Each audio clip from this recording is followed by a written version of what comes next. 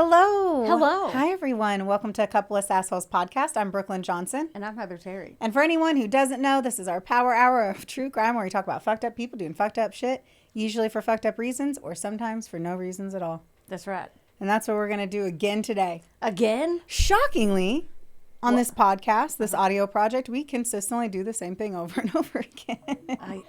Oh, fuck. Man, wow. That's me. And this is a reminder that I need to ask Drew something. And I literally put that and I was like, I'll remember it whenever I walk. Fuck. I'll remember it whenever I walk in there. Didn't. And I left it on for 3 o'clock, which is such a twat time. That's literally when we start recording. But Jess, don't let me forget I have to ask Drew something. Because now that I shut that off, I know I'm going to walk right out these doors and I'm going to forget all about it. Well, let's not do that. Let's not do that. But things that we are doing. We are actually walking in a tell me what that word is. A fashion show. You're on it. Yeah, it's called Barkin Style. It's Yes. for Sparky Pet Rescue here in Owensboro. We're Right. doing that next weekend, which is really exciting. Yes, we are. It's going to be fun. It's like we get to walk the dogs and then they have the adoptable pets at the show. Yeah. Yeah. So you get to basically like walk in really cute clothes from different boutiques in town. And then on top of that, you get to fucking hold a dog. Oh my gosh, I can't wait. Me either. That's kind of like the big thing going on right now, right? That's our next big win. It's our next big win. So next time you can come see us in public. Yeah, in public. Yeah, that's true. Yeah. Yeah. Anything else? There's You got nothing anything? else really. We're working on a couple big things we can't talk about yet, so that's just like a teaser. I'll give you blue balls. I know. I hate when people do that shit. Yeah, When influencers do it, they're like, I have something big. I just vague booked. It's like I need all my prayer warriors, and then people are like praying, and then I'm like, but I need to know what it is. Like you can't just say I need prayers. Like you got to give me something a little bit more. Yeah. Right? You know? No. No. I mean, people need help and they don't need to communicate why they need help. They just need to see a whole bunch of messages on their fucking feed making them feel like there's a reason or there's hope.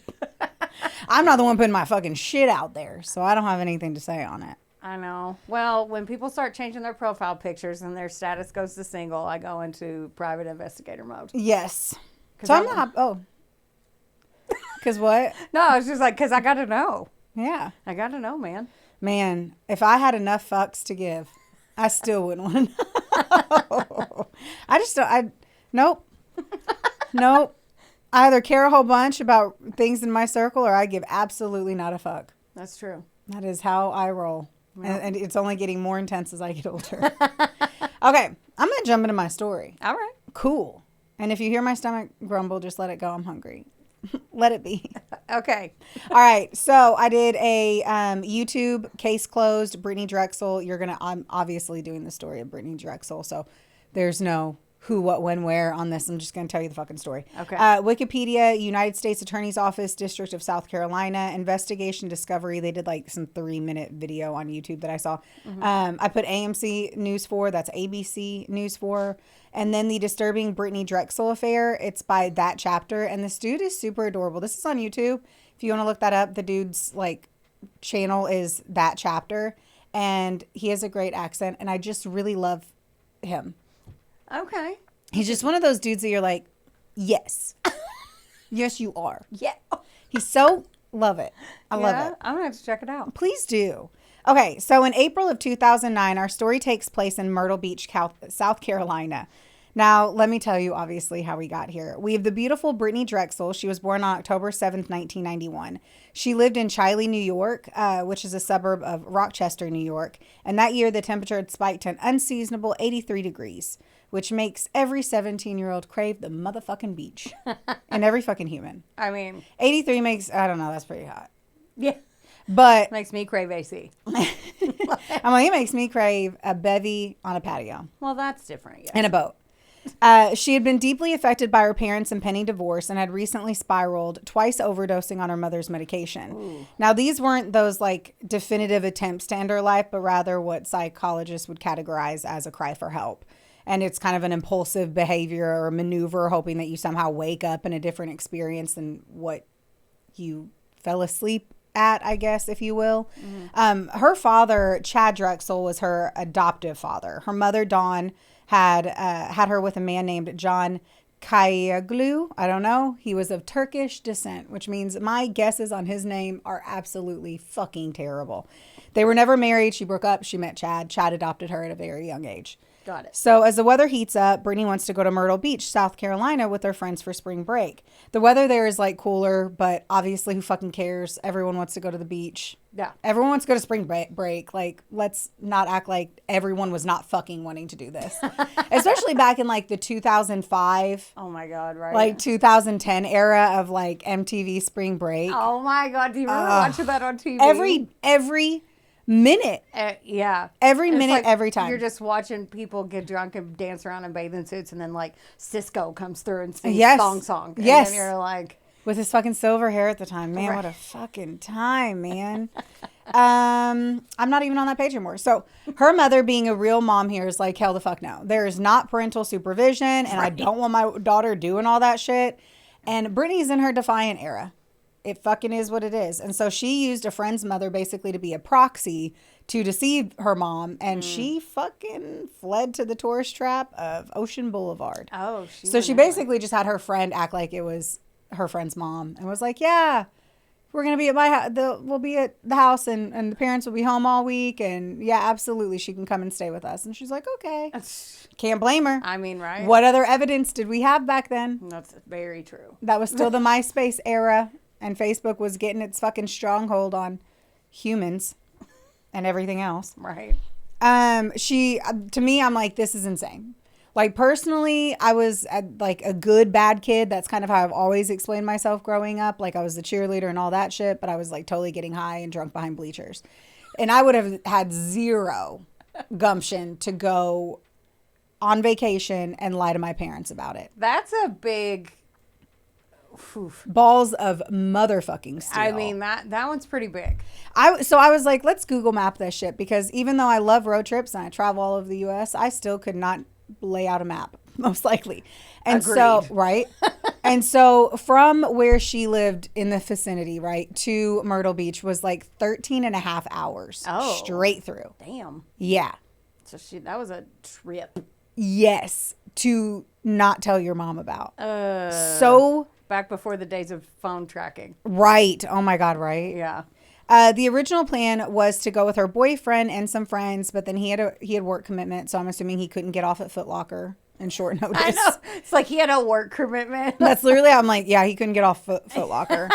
And so she ends up going with this group of friends. Now, Myrtle Beach at the time had more independent motels and older beachfront hotels. They had the neon signs, and some places were like super busy, and then others were dark and more quiet. This was still the time of the flip phones, and as I mentioned, the MySpace, the nostalgia of it. You would see a lot of different types of people here too, because obviously there were families that were starting early vacays.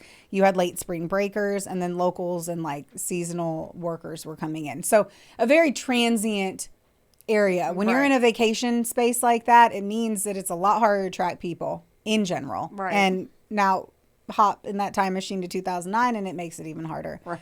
In the geography of true crime, such settings are strategic characters. They are high stimulus environments where the neon glow of flip phones and the transient flux of spring break crowds kind of provides this perfect camouflage for predatory shadows. Right. This is how people just disappear right off the street. Right. The very features that drew Brittanee to the coast, which is the anonymity and her perceived freedom, 17 years old, secret vacation, going with friends. It was kind of everything that was going to facilitate what was going to come next. So Brittanee was visually defined by her sapphire eyes. Where's my phone? Let me show you a photo. You just... It's because I usually don't, I guess, care enough to be smart enough to show other photos. This is Brittanee. Let me take a gander. Now, she's cute. Yeah, she's gorgeous. And her eyes are very stunning. They look like ice. Like yes. Fake. Like they look so pretty. They're fake. Well, that's what's interesting about it. She has it was a striking byproduct of persistent hyperplastic primary vitraces. I said that wrong. Vitreous. Blind in her right eye from infancy, she wore specialized contact lenses to correct her eyes wandering, which is what happens with a lot of people with a lazy eye. A detail that provided her gaze with like this artificial brilliance. And it was one of the distinctive features that would later anchor in her search efforts. Sadly, it was a physical marker for a girl that eventually would disappear. On the night of April 25th, 2009, the narrative of her disappearance hinged on a mundane ticking clock errand. So shortly after 8 p.m. while staying at the Bar Harbor Hotel, Brittanee received a call from a friend asking her to return a borrowed pair of shorts. It was a simple task that required a 1.5 mile walk down South Ocean Boulevard to the Blue Water Resort. So, I mean, far. A 1.5 miles is like, when we're just walking around our neighborhood, it's a 25-minute walk. It's different if you're I in say a that neighborhood, it's though. Like a little, like maybe 1.25. So this is like a super public. It's the busy streets. That's what I'm saying. Yeah. That's like a trek, though, and it's going to feel way longer because you have to go through so much traffic and shit. Like if you're going down a boulevard like that, like I just think about walking in Destin and stuff. Yeah. Like a regular I don't think mile anything is of it because farther. I'm like, well, you get to like be out there and see everything. So whatever, right? So dressed in a black and white tank top and flip-flops, she's carrying a beige purse. Brittanee made the trek. Now, prior to this, from what I read, Brittanee was not really into the spring break scene. She didn't really want to drink a ton. And from my understanding, the friends that she was with were a little older and they wanted to party and they wanted to party hard. And so they fucking did. So as you can imagine, if you're 17 in that environment and everyone wants to get hammered and you don't want to, then it's not that much fun. Right. And she was really feeling that part of it. So it appears that she was with her friends, but I still don't know how close those friends were to her. So if you have to walk 1.5 miles to one of the hotels, I'm just curious, like, did they end up booking 2 separate hotel groupings? If you were the one that really didn't want to drink and you were kind of like stuck on this trip with other people, I don't know how close these friends were, is all I can say. Yeah, I was wondering why she was somewhere else. Because I couldn't fathom, like, and there's videos whenever you like look this up. There's videos of her in a hotel room with like 2 beds, and obviously someone's taking the video. So obviously she's with friends in said hotel room. I'm going to assume they booked at different times, different price points, whatever. But I'm also kind of shocked. Once again, it is 8 o'clock, so I'm sure other friends are out partying and shit, but it's still early for them at that age. Yeah. Why no one went to walk with her? Yeah. Like, if I'm going to be gone an hour walking, or I'd be like, bitch, meet me halfway. That's what I was going to say. I'd be like, how bad do you want your shorts?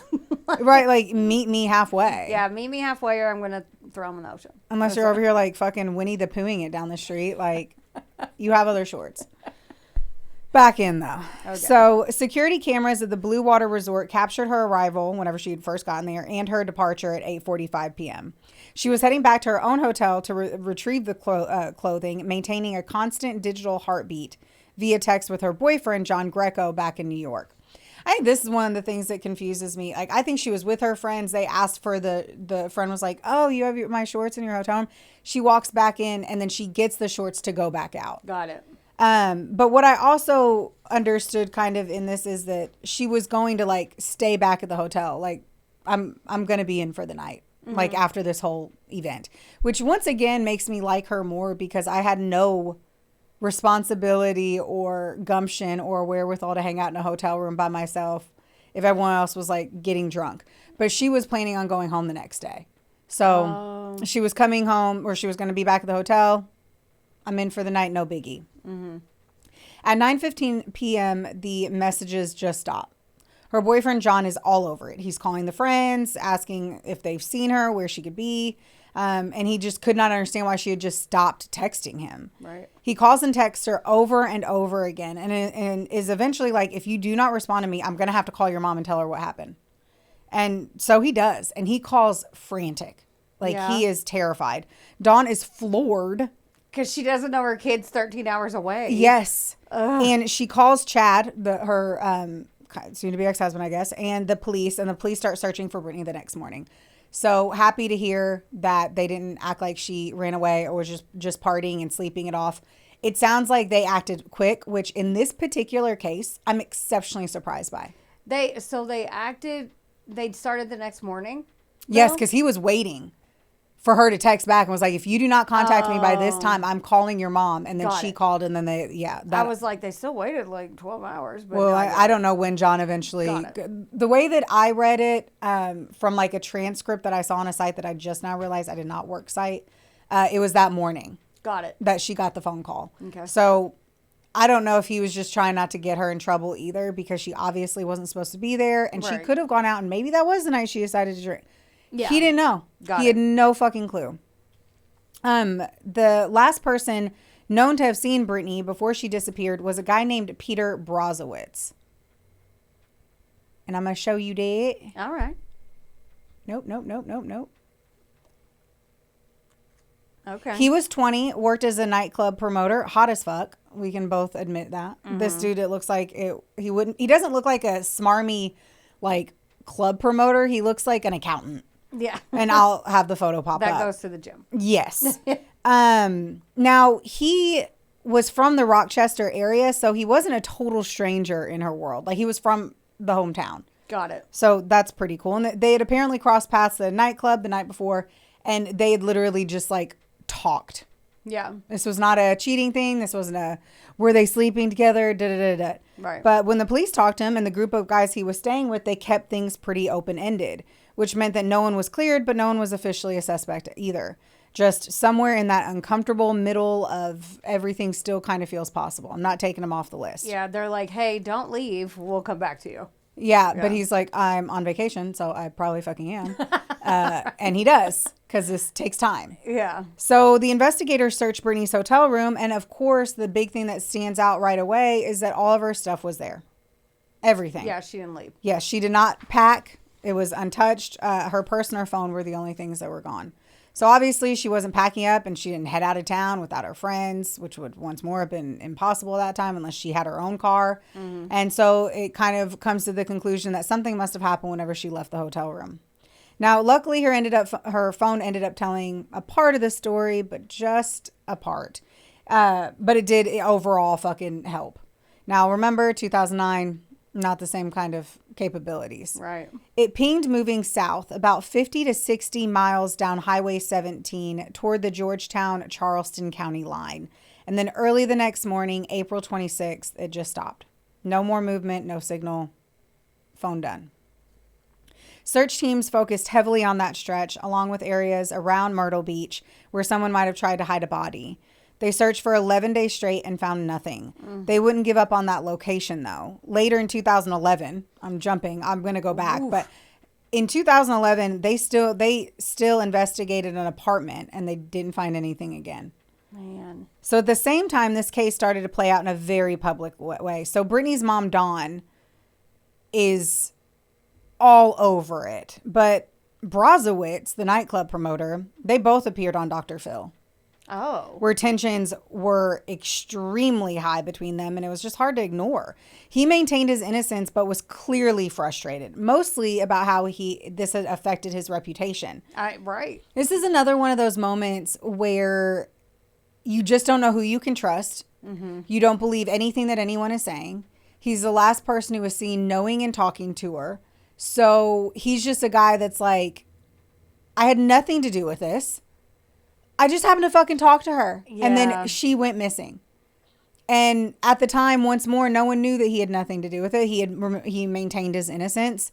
But you're not innocent in the court of public opinion. True. You never will be. And especially on Dr. Phil, because those are, like, that's one reason why I can't fucking stand him. But, like, they do that for shock factor and value and ratings. Like, they're going to get you in a position and trip you up on your words. Yeah. Do all the things. So, like, I get him wanting to clear his name. And I don't even know if I can trust him yet or not. But, like, going on that show is probably not. And they're probably riling up her mom in the back before she goes on. Not to mention, it's just, like, you want to speak your truth. Like, when people are lying about you, that's when you want to stand up and be like, stop fucking lying. Here's the truth. Right. And so he's trying to put himself in these opportunities to be able to, like, speak his truth, but you're just on trash TV, so it doesn't really fucking help. Yeah, especially not with that fucking doctor. Dawn, on the other hand, made a decision that says a lot about where she was at mentally and just as a fucking mother. She drove to Myrtle Beach the day after Brittanee disappeared, the day she found out, and eventually moved there permanently. Oh. She wanted to be close to where her daughter was last seen and to whatever answers might still be out there.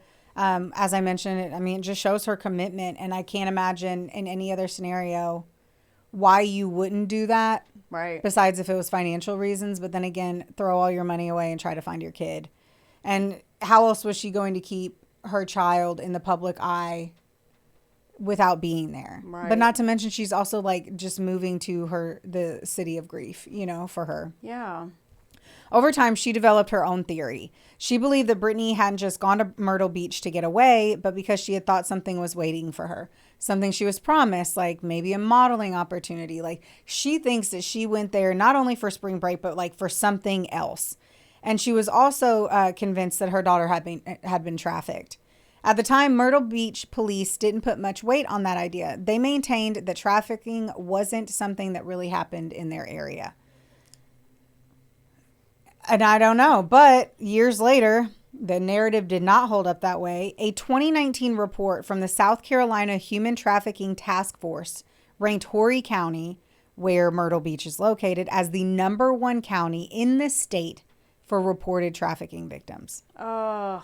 Ouch. Yeah. I was like, bullshit. It's a spring break area. Like, no. I disagree with the cops. Do you think any place where there's drunk teenagers is a high rate of human trafficking? Drunk is that what you're anything saying? anywhere? Yeah, I personally do. Like even in Louisville, they like warn you about that. I mean, like Nashville. Any big place, if you steer clear, stay with the buddy system. Yeah, stay with more than one. If you're a female, Yeah. 2 doesn't mean anything. 2 doesn't, unless it's us. No, not even then. No, I know, right? Oh my God. At the end of the day, stay with the group and don't fucking leave them. Yeah. In June of 2016, 7 years after Brittanee disappeared, the FBI stepped forward with something that they just hadn't said out loud before. And that was that they believed that Brittanee was dead. Not missing, not out there somewhere, not waiting to be found. And obviously at this point, like, that's the expectation, right? At that point, any time after a week, 1 week, 7 days, you know, there's still a chance that maybe they were alive, but I just don't know. And I'll never know, I hope, what it's like for this situation to arise. But you hold on to hope as long as you can. But then at some point the time passes and you just hope and pray that they are found dead, right. Because you wouldn't want them to have been in that situation under that kind of horrible chaos for that much time. Right. That poor mom. They felt that she was killed shortly after she vanished, and they believe that she, like, obviously, like I said, that she was not living with captors. According to investigators, she had been taken from Myrtle Beach and driven south toward Georgetown, which I already told you, right to the same general area where her phone had last pinged before going silent. And that's where they believe her life had ended. The FBI even put a $25,000 reward, hoping that anyone would finally say something that fucking mattered. Yeah. And then a couple months later, something did come out, but it didn't make things clear. It made things honestly darker and basically the worst case scenario nightmare you could imagine. Oh, no. Try to stick with me here, because this one's kind of like, what? Like, what? Who did what? Okay. All right. So during a bond hearing for an inmate named Timothy Taylor, an FBI agent testified about a statement they'd received from another prisoner, Tyquan Brown. He was already serving time for manslaughter, and what he told investigators required them to dig a little bit deeper. Now, Brown claimed that back in 2009, not long after Brittanee disappeared, he went to a house in McClellanville. When I was watching a news episode on this, they fucked up that. I mean, I get it. It's a hard one. Sounds like it has like 9 L's in it. It does, 17. What he described as a stash house to deliver money to Taylor's father, so Timothy Taylor's dad. And as he walked through that house, he said he saw her. He told investigators that Brittanee was inside being sexually assaulted by about 8 to 12 men. Oh, God. He didn't intervene. He kept walking. Out back, he found Taylor's father, handed him what he came there to do, and while they were talking, Brittanee ran from the house. For a moment, just a moment, she had made it out, didn't get far, and Brown said she was quickly caught and that Timothy Deshaun Taylor hit her with a gun hard enough to stop her and dragged her back inside. And then he heard 2 gunshots. God. That's all he said he heard. He told investigators he later saw a body wrapped being taken from the house, and according to him, it was dumped into one of the alligator-filled ponds in the area. Jesus. Now, statements like that don't just get taken at face value. Investigators are looking for anything that'll back it up. And according to the FBI, parts of Brown's story were supported, at least pieces, by another informant, someone else who had been in custody in the Georgetown County Jail. Once more, what have we learned? Prisoners are usually not the best at giving you information. The second source told a slightly different version of events, but one that overlapped in the ways that kind of mattered. He claimed that Taylor had picked up Brittanee in Myrtle Beach, brought her to McClellanville, and showed her off to people trying to sell her. The trafficking moment comes back up.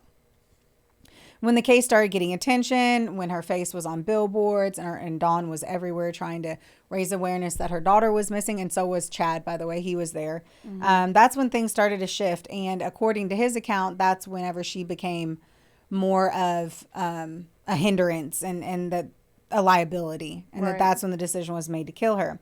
Now, the same fellow would say that he saw her on multiple occasions at a stash house or at the stash house, and then also walking on a dirt road near the property, which was 80 miles south of McClellanville. Now, I'm not sure if this added to his story or if it made it less probable that he saw her multiple times. There was one other time that he had mentioned seeing her, and it was like in that stash house again, not in the specific way that we'd originally told you. And this theory was emotionally fucking set in stone for the Drexel family by a specific fucked up weird encounter. Okay. Yeah.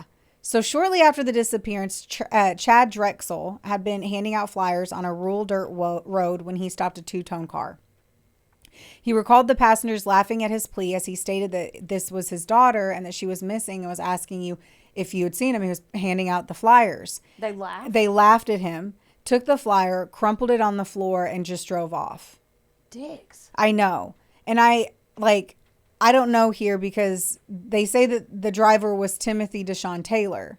And he's kind of an obvious figure because he was missing an arm. Oh. Let me show you Deshaun. Or not Deshaun. Timothy Deshaun. Now, I got to be honest with you because I know that I'm going to just break the seal here. He didn't do it. He's giving me R&B singer vibes. Yeah. I was like, I don't know what to say. He's a good looking fella. He looks like he's an actor. Yeah, he does. He really does.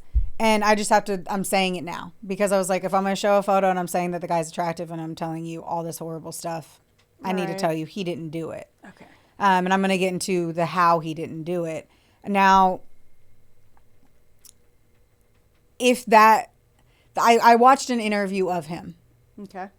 And though we're going to get into more things about Taylor, I'll use his last name, that is going to highlight him as not a great person. He was like so quiet and like respectful and no ma'am, yes ma'am, that you're kind of like, what?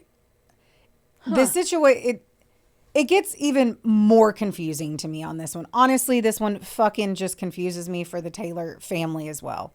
Okay. And anyway, so the obvious trait of this man missing an arm is kind of big. Yeah. I don't think Chad made this up by any means. And maybe he did do it because he was showing off and being a dick. Yeah. I was like, he doesn't sound very polite to me. Like, right. Maybe it was an act. But he was on TV and being accused of murder. This is him with his thug ass friends in the car and a random stranger on a road. Yeah, just be like, no, I don't. He was also like 16 at the time. Either way. So I agree. It's a complete cut move, but I'm also like, dick. he's fucking 16 and 16s are bullies and assholes and fuckwads. So I'm not holding too much to that. I think it's absolutely terrible, but I'm still like, I'm not ranking the dude on that moment, especially when we don't know that it was him, though obviously it was probably him. Wonderboy Media is not only the proud producer of this glorious magic imploring your ear holes right now, but they're also a big deal. Get in touch with them today to make all of your dreams a freaking reality. From using their bangin' ass podcast studio, where we are right now, to creating amazing videos and editing our content like the mystical mavericks they are. Your podcast can go further when you have a Wonder Boy. Hit up Drew today at WBOYmedia.com. Or text him day or night at 270. Just kidding. Does your face look like a mugshot lately? then it is officially time for you to visit Hetef Aesthetics in Owensboro, Kentucky or Nashville, Tennessee. That's right. Go see our girl Amber Teasley and her team because they'll have your face and your skin look like a damn filter. And their staff is absolutely amazing. It's like a mini Botox party, which personally is my favorite. You leave looking fresher and you don't have a hangover. Another good thing is that if you go in there and you tell them that A Couple of Sassholes sent you, you get 15% off of everything. That's unbelievable. So if you have been considering getting that glow up and making that ex jealous, it's time. Now, this encounter fueled a decade-long witch hunt against the Taylor family. Oh, damn. The federal government used a squeeze tactic, bringing new charges against Timothy for a previous McDonald's robbery to force a confession for the crime. He played the getaway driver where a cashier was shot twice. Oh, shit. In a robbery. So they were like, we're going to come back at him for that crime in a different way. And they're like, admit to killing Brittanee. Though Taylor was no stand-up guy, he had never met the man in jail that was providing these claims. Oh. So in the interview that I saw with him in the news, he was like, I've never met Brittanee. He continued to say that it wasn't him, that he didn't do it, that he did not know Brown at all. Yeah, he's like, I don't know who this guy is. Why is he saying this? Yes. Yeah. He passed a lie detector test stating that he didn't know her and wasn't involved in her going missing. Which, once more, those can't be proven. But I'm telling you right now. But I it's know hard for to a fact. pass them, though. Like, Yes. Either way, it's like they call it "quote unquote" junk science, but it's still hard to fucking pass one if you're a liar. Right. Because your heart rate is going to jump in a stressful situation like that. Well, mine's jumping right now. Oh my God. If you ask me, if I had to straight up lie to your face and it was about a bag of Skittles, my heart rate would change. It's like, Why would you lie to me about Skittles? I don't fucking know. I'm just You don't saying, want me like, to have them? I mean, no, because they're one of the top 5 worst I knew it. foods Here for she you goes. to eat. Here she goes. But anyway, the result of all of this shit happening was the systemic destruction of the Taylors' lives. Business failures, lost jobs, and they became obviously social pariahs. Yeah. All based on the lies of an informant seeking a better prison meal. So apparently right after Brown told all these stories, he was like, I want a TV and I want more phone privileges. Of course he did. I want cigs and tampons in the canteen and all that shit you need in jail. Cigs and tampons. Why does he I don't know. Because he's a bitch. No, I'm kidding. Sadly, he concocted this entire story for a better prison experience and honestly broke 2 families in the process. Sounds like it. So the Taylors...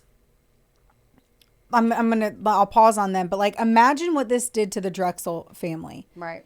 They believed from someone stating that their beautiful 17-year-old daughter was being gang raped for an extended period of time by 8 to 12 men That makes me sick. in a house.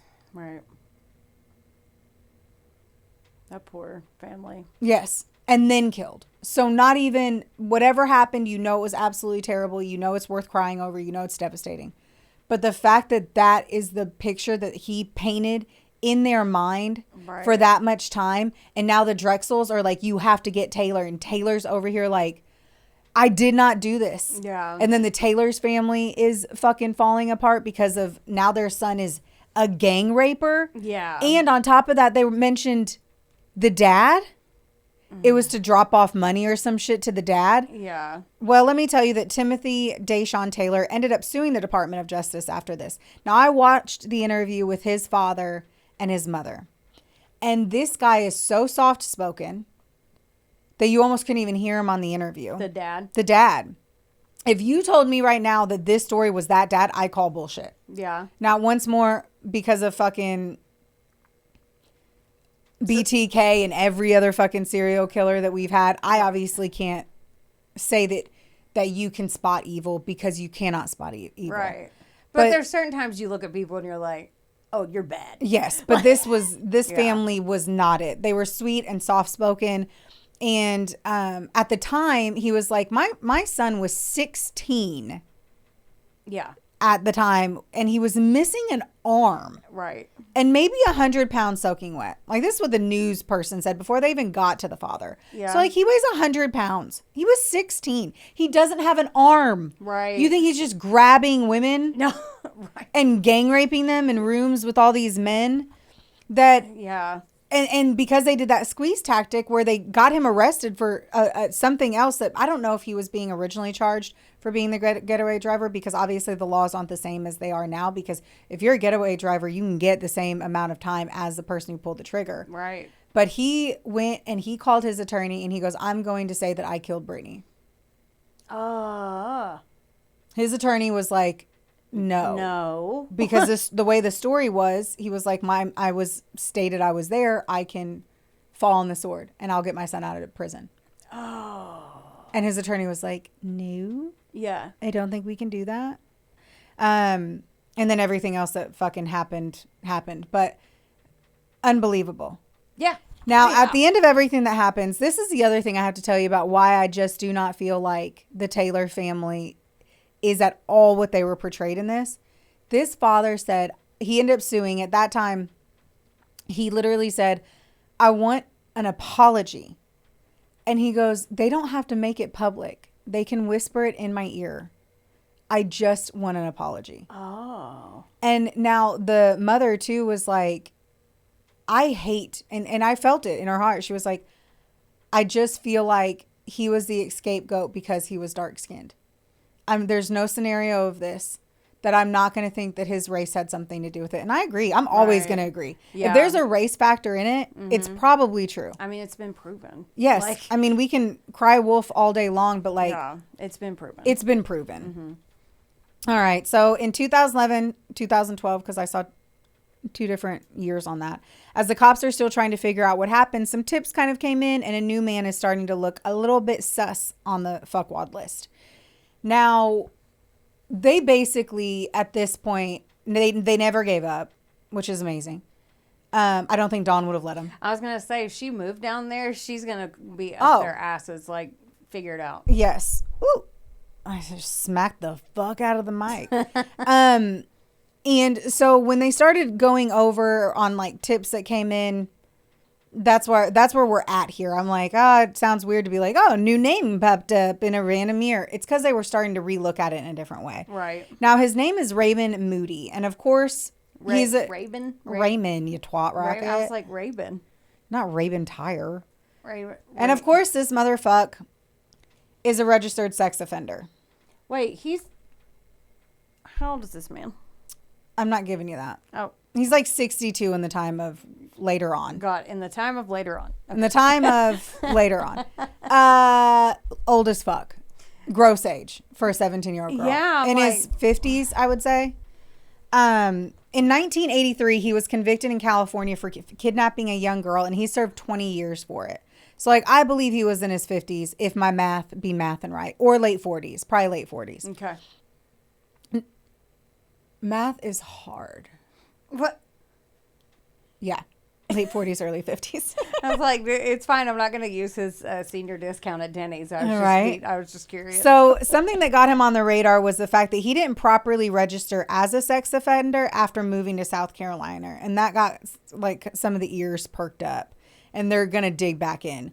So why did he look good for this? Well, he lived in the Georgetown County, which is where her phone had first pinged. Right. So registered sex offender, did not register appropriately, pinged right next to her. And this was enough for them to be like, let's fucking look into it. Right. He did it once. Let's see if he did it again. Yes. Now, I read in one thing that like a cousin or a family member had called. This is always the weird part, is to try to find out what's real, what's not, when you're being an armchair sleuth that works full time and is doing other stuff. So one of the things is like somebody said like a family member or somebody called in and was like, you should look at him. But apparently other people did call and they were like, well, you should probably look at Raymond Moody. You know, he'd be liking him young. Ugh. It was only through the eventual evolution of mobile tracking data and traffic camera analysis that the investigators were able to retrospectively narrow the window of opportunity to a specific vehicle on Ocean Boulevard that day, that night. They freeze framed until they could see the only vehicle that had the opportunity in that vicinity at that time, and it looked like it was his. Like Raymond. So I'm going to pause on this real quick and be like, I'm so grateful that they had pulled all of the footage in 2009 to then be able to look back at it when we weren't, I don't know how much back then that was like an obviously they would have grabbed some yada yadas, and that was probably the hotel video footage. Right. But that's assuming that she was right in front of the hotel. Yeah. So I'm just like, I'm so shocked. And I saw the video footage. I saw them literally see the car, and they're like, it would have been that car that could have done it. And I'm still like, how do you know? That's what I was going to ask. In a 1.5 mile walk, where and the how and the why, and it could have been that vehicle, unless as soon as she had like, I don't they know knew when she left, and they were like, okay, this is how fast she would have to be walking. Like, I think she was taken as soon as she got out of the hotel. I think she walked out of the hotel, and that is when she was taken. She never made it to the friends. Yeah. And I don't know if the friend just didn't care. Like, that piece to that puzzle wasn't like thoroughly mentioned. They didn't say, like, the girls not like, hey, where's my shorts? Yeah. Well, or no, she had a lot of messages on. Like, her phone was buzzing. Okay. Like, I'll get into that. Yeah. But her phone was going off. Yeah. But I still don't know if they just assumed. I don't know what they fucking assumed. Back then, though, it's different because people weren't as accessible, though. Like, if you think Yeah. about the time frame. So, like, people's phones aren't right beside them. Like, then you We didn't use it for everything. Yeah. It was only to text or call someone. Yeah, and then like they probably were like, oh, she probably just turned it off, or so, I don't know. Like they might not have thought it was as big of a deal. Or she was Or like, if fuck she you, was I'm not ready- walking this far. If she was ready to leave the next day anyway, maybe they were like, well, she fell asleep. She decided not to come down. I don't fucking know. Who I knows? agree. Because even on top of this was all about these shorts. She left without shorts, right? Like I told you what she had. Yeah. So I presume she, I don't know, like went back out. I can't, that is one We thing don't that know. I don't know. Yeah. I really don't know. Yeah. And I promise I watch 1,000 videos. And I'm still like, they all say these shorts, but you see her walking out without shorts. Maybe I don't know. We could speculate. Or all the fucking shorts were these big, which it could have been. day. I mean, tiny it's teenagers. Spring break. Those Tiny teenagers. Tiny teenagers. Tiny teens in their tiny shorts. Yeah. Tiny teens. And they fit in little purses. I don't know.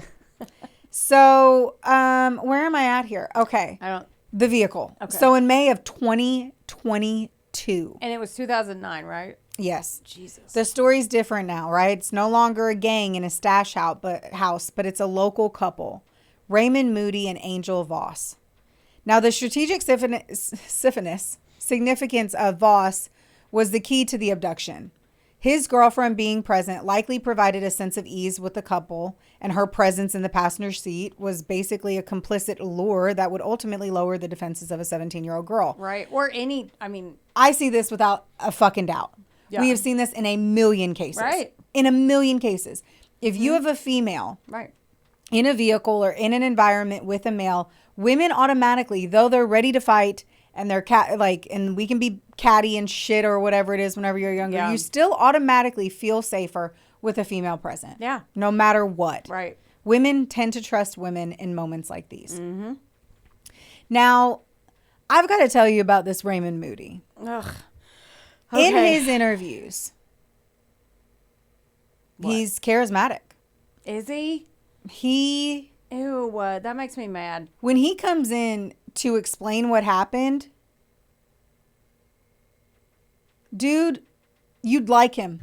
No. Like, not, and what I mean, you don't like him because of what the fuck he's telling you. yeah. But you can tell he's charismatic. Right. Even in the retelling of this horrific story, he retells the murder of a 17-year-old with charisma. I have no other way to put it. Right. I'm literally listening to it, and the way he speaks and acts and is somehow you're not even like comprehending the confession.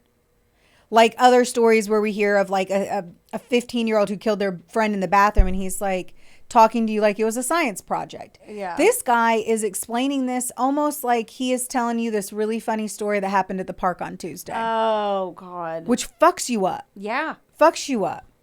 And I say this because Raymond Moody is the one that did the fucking unthinkable, and he turned himself into his attorney, and he came in and he confessed. He did? He did. I wonder why. I'll tell you. Okay. Later on. Well, I'll tell you my speculation. Okay. On May 4th, 2022, he was arrested initially for obstruction of justice, but then he spills all the beans, though a lot of the beans are fucking bullshit beans. It's a pile of bullshit beans. Bullshit beans. Bullshit beans. I want to say here, so the guy in that photo, that was a different arrest photo, he had lost an eye to illness and was walking into the courtroom at a different time with a cane. And so this could have been a portion of a deathbed confession, or he didn't have insurance and was like, if I go to prison, the taxpayers will pay for it.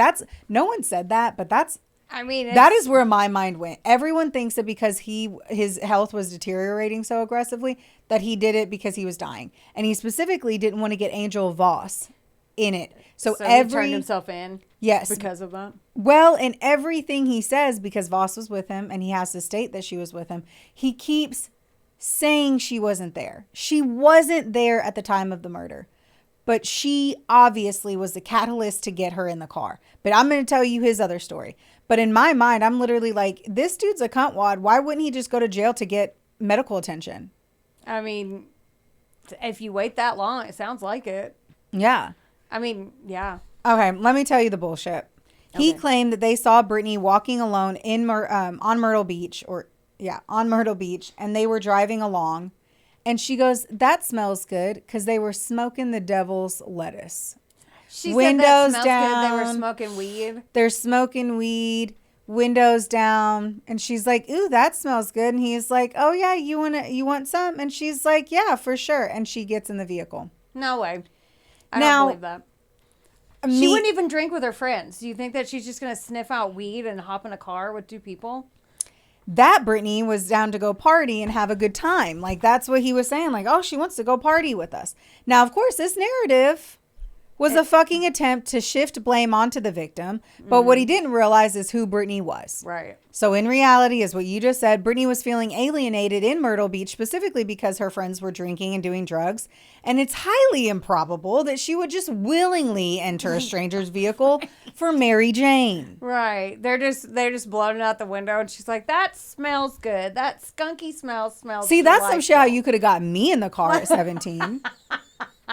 I would have. I know how stupid and ridiculous and reckless I was. But this and girl I would have was not. believed that this couple right off the fucking boulevard, yeah, I'll get in the car and smoke some weed with you, whatever. But that's the part where I'm like, that wasn't her. The first time I was reading all this shit too, I also read that it was like 1.5 blocks away, not 1.5 miles. Because I was like, what? So if it's 1.5 miles, yeah, perhaps if a couple that looked like chill and nice was like, we'll give you a ride. It's right down the street. We'll give you a ride. No big deal. Hop in. And she gets in. That's the only way that I could imagine that she would have gotten in. Because I also do not believe that they could have gotten out of the car and just grabbed and snatched her into the vehicle. Not in broad daylight. I mean, it was at night. Well, either way, not in broad nightlight. Right, agreed. You know? I mean, they've done it before, but it's caught on camera. But it's still like a lively place. Like, she wasn't like where the locals go. Like, they were. Right. If they're in Myrtle Beach, there's going to be people everywhere, no matter what time it is. She wasn't off side shoots and stuff like that. Agreed. Right. So once she was inside, Voss took Brittanee's cell phone, deliberately stripping her of the only lifeline that she had at the time. And Raymond said she went to go get keys from another location and just left Brittanee with this man at the pole yard boat landing. So apparently before they get to this landing, he had said to her, do you want to go like party? And so his story His version, yeah. is that she is down to drive an hour away to party with two motherfucking old ass strangers compared to a 17-year-old. No.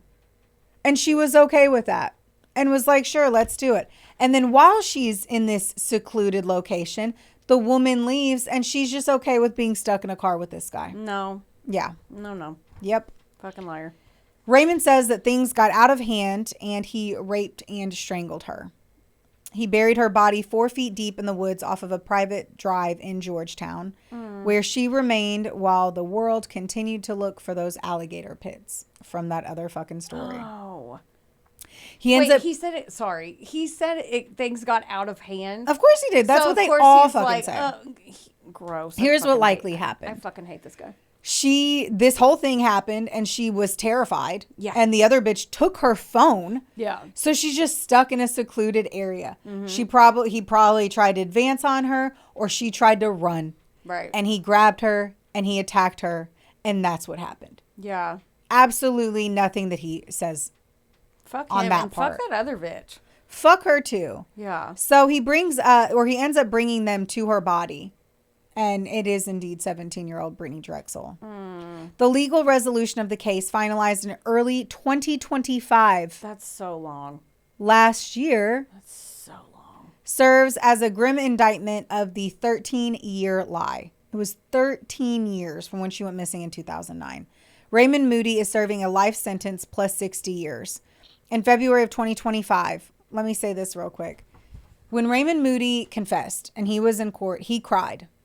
He visibly was stating that he was a monster, and he was a monster then, and he was horrible. He was just like, I am dog shit. Well, he's right about that. And that is all I can say. He is dog shit. He is dog shit. And his remorse and all this nonsense. As you go through this entire fucking time, Angel Voss was in the car with Raymond. She drove through her town or area and saw billboards with Brittany's face, saw flyers with Brittany's face, saw the news and saw Brittany's face, and never once went to the police and was like, that's the girl that was in the car with us that day. Yeah, where'd she go? Were you going to tell me? That's why I told you she left and went I know, to get but, keys. like- She actually did leave. I mean, like, when now? Like, she Well, been I'm- charged for anything? Do you see my pages? No. I'm like, I want to know. In February of him. 2025, Angel Voss was sentenced to 18 years in federal prison. The presiding judge's description of Voss as a key participant who facilitated the kidnapping of a child underscores the unsettling reality. Brittany's survival was a matter of a single phone call that Voss chose not to make. Voss also had to have known what he was going to do. Right. She says in her interview, let me show you her. Yeah, I want to see what this bitch looks like. And I want to know what the fuck. She's like, hey, I know She you're... looks like the definition of meth. Oh, God. So in her original, like, she has Looks no like teeth now. Dog the Bounty Hunter. Right. Oh, Right. God. Yes. Yeah, So, no 17-year-old's hopping in the car willingly with those two. I'm No. sorry. There ain't No. no fucking way. No. Like, she didn't look as bad at one point, and then it, like, in one interview, I don't know if it was the lighting or what, but it seemed like she had teeth. By the next interview, she was moving her mouth like she was on meth in that interview. oh, God. And she had said that she knew that he went to jail, but she never asked what for, and he was a 20-year sexual offender. Bullshit. I call bullshit. Bullshit. Like, they were hunting. Yeah. They were looking for an opportunity. They found one. Whether or not Angel Voss was there in the moment, I don't know. Because fucking Raymond was so focused on making sure she didn't get jail time, stating that she was gone, when the biggest thing was evidence that she did take the phone. Like, we do know that she took the phone. Mm-hmm. I don't know if she was there. I don't know if she was holding her down. You know what I'm knows? saying? Like, Right. because they say that she went to go get keys. Well, they're at a boat landing Yeah. in the middle of what kind of appeared to be nowhere. You're in one car. I think not knowing shit about fuck, I've known about this story just today, but it sounds like maybe she was like looking for drug money, and she was like, here, I'm just going to take her purse and her phone and you can do whatever. She specifically only took her phone. Oh, like, the got it. only thing I heard of all of it was that that she specifically removed her phone Got it. in the moments that all of this was happening. Either way. He said too that when they were driving to Georgetown or whatever, that her phone was going off the whole time. Of Like, it was vibrating course. over and over and over again. Now, he would have only known that if him and Angel had the phone in their hands and not Right. her. So she was just stuck in this car with these strangers who took her phone away as quickly as possible and then took her to a remote location and murdered her. This is awful. Her poor parents too, and her boyfriend and everybody and her. Everyone. Fuck. One of my biggest things was, how did they get her in the car? And I was so confused too, because at the time when I was reading that, like, my brain really did process that it was a block and a half away. You wouldn't need a ride for a block and a half. Right. A mile and a half. Charismatic person. At the time, Angel wasn't looking as hard of a junkie. I don't know. I just don't know how someone got in the car. Yeah. I just don't know. The monsters were not the gang members of the informant's fantasies. They were a couple in a car who stayed at a local motel and lived quiet lives of fuckery while the Taylor family was persecuted and the Drexels lived in agony. Yeah. For 13 years. Jesus. With Voss's sentencing, the relentless pursuit of justice concludes, though we don't get Brittanee Drexel back, and her family still has to mourn the loss of such a young, beautiful, and sweet girl. This is the story of Brittanee Drexel, murdered too young by being at the wrong place at the wrong time by two predators, Raymond Moody and Angel Voss. Damn. Fuck all that. I hope they went back and charged that fucking informant. He was already in jail for manslaughter. I know, but, like, he was in there forever. It didn't Put him in matter. the shoe or whatever they call it. You know, like that fucking, that makes me And they mad. all do that. Ugh. The problem is that there were two other informants kind of giving the same story because they were all hoping. Who knows? And he's talking to, like, when Taylor was talking about it and he didn't know him, it's like, was this a drug thing? Was this a shitty, like, youth spat? Like, Right. for you to just be like, oh, yeah, no, da-da-da, did that. And it, like, they obviously got their stories together and tied Yeah. him up, accused the father. Like, So fucked up. That whole story was fucked up. like, very extreme story recreation for time off from prison. It's just Yeah. so extreme and zero fucks given to whoever they hurt in the process. I don't think ever once did that guy think of what he was telling Brittanee Drexel's family that she went through for what was like 30 days. Because he said he saw her at like 4 occasions over like a month. So they thought that she was alive for a month being gang raped. I just God. can't. And they believed that for an extended period of time. This wasn't 5 minutes when it was like, oh, that didn't happen. No, they had to force Taylor to get back in jail for a different, like, to do all these tactics to try to get him to speak when he's like, no. That's so fuck. Yeah. God. And then for it to be a fucking registered sex offender. Yeah, normally Pervert. normally they would look for that. And he hadn't killed before. He had kidnapped that other, Got like, it. from my understanding, it said kidnapping. Like, was Angel the catalyst? Was she the one that was like, I bet we could get a girl? Who knows? That's what I'm saying. Like, I hate that there's always the who knows and like what ifs and the extra stories, even when you had someone confess. Mm-hmm. But even when they confessed, it still felt like lies because he still pinned the blame on Brittanee. Yeah. Like she was some girl down to party and was like having sex with him was like, oh no, stop. And he's like, strangle. yeah. Like it still made no's like how No, it's all so of that is no. fucking exhausting when a fucking male says things got out of hand. that kind of triggered me when you said that. Because that's what they always say. Yeah. Oh, well, things got out of hand. Oh, okay. What the fuck does that mean? When She things said get out no of and you hand, got mad? I had a third martini at lunch. Like, That is when things in my life get out of hand. can we do that? I had a third Okay. martini, and I shouldn't have. You said at lunch. Like I had to say, yeah, that's getting out of hand. That is out of hand. Yeah. That is the definition. But like of out women, of it's hand. like, okay, look, okay, I tried on one dress and then I tried on another. Both of them looked good and I got a third and things got out of hand. Yeah. That's how I charged a credit card for $400. It's not, oh, things got out of hand. And so then I raped him and Yeah. killed him. Yeah, no. It's just such a fucking bullshit ass Yeah. way to like act like you were in control of what you did and how you did it. It takes the blame off of himself, and then he tried to put it on her, and then he was like, "Oh, poor me, I'm a monster." In court, yeah, you fucking are a monster. You're gross. You have literally proven this. Yeah, you're gross, and we hate your guts. Yes, we do. Yes. Well, Fuck him. I hope that her family's doing okay. Man. I don't think any of our families and any of our stories are doing okay. Right? I mean, the best for a bad situation. I don't even know how you. I was thinking about this today. I'm just like, I don't like.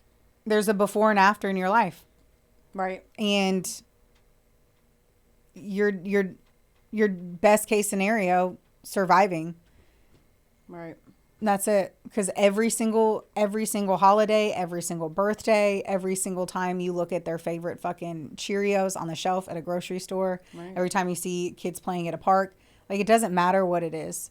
Like you're constantly living without Yeah. because someone's a fucking dipshit cunt. Because things got out of hand. Ugh. Motherfucker. So yeah, I don't have a way to put a bow on that one. I do. Like, rate, review, subscribe. That was good. I'll do all the things. Go to buy me a coffee. Go watch our stuff. Buy us a coffee. You can do that on our website and on our Facebook and all of our places. So, Yes. yeah, do that. Yeah, please do. Thank you, guys. Don't forget. Don't get mad. Get sassy. We love you. We love you. Bye. Man, that story was fucking dark.